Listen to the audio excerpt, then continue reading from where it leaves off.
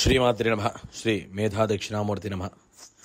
భద్రుని మాటలు విన్న రామచంద్రుడు ఇలా పలికాడు: ఓ భద్ర, ఓ భద్రగిరి, నీ తపస్సుకి మెచ్చాను.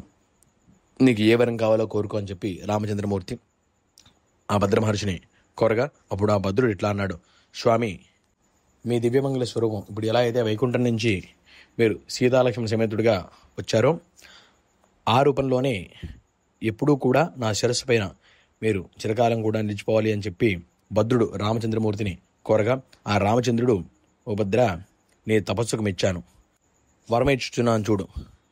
ఈ పృథివీ ఉన్నంతకాలం కూడా నేను నీ శిరస్సు అందే నివసించుందును. ఇక భద్రుడు రామభద్రుడు వేరు కాదు, భద్రుడు రామభద్రుడు ఒక్కరే అని చెప్తున్నాను. ఎవరైతే ఈ భద్రాచలాన్ని దర్శిస్తారో వారు సమస్త దోషాలని కూడా తొలగించుకుని సుఖశాంతులతో తొలతూగుతారు. అలాగే గౌతమ మహర్షి చేత కొనరాబడిన గంగ గౌతమి అని పేరుగా నా ఎదురుగా నీ పర్వత పాదాలని స్పృశించుచూ ఇక్కడ ప్రవహిస్తూ ఉంటుంది.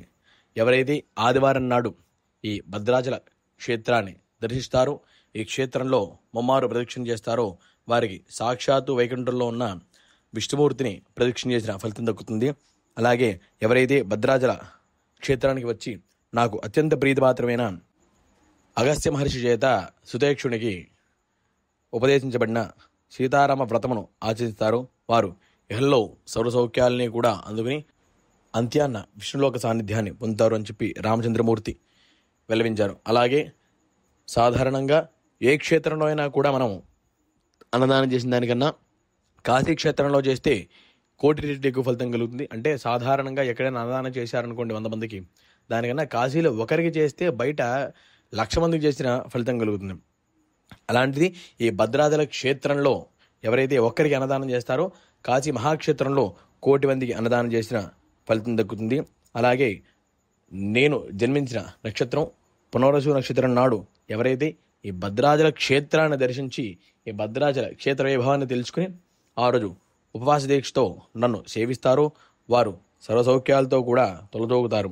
అలాగే ఎవరు అయితే ఏకాదశి రోజున భద్రాచల క్షేత్రానికి వచ్చి ఇక్కడ జాగరణ చేసి ఆ జాగరణ సమయం అంతా కూడా నా క్షేత్ర వైభవాన్ని, నా స్తోత్రాలని కూడా పారాయణ చేస్తారో వారందరూ కూడా సర్వసౌఖ్యాలని కూడా పొందుతారు.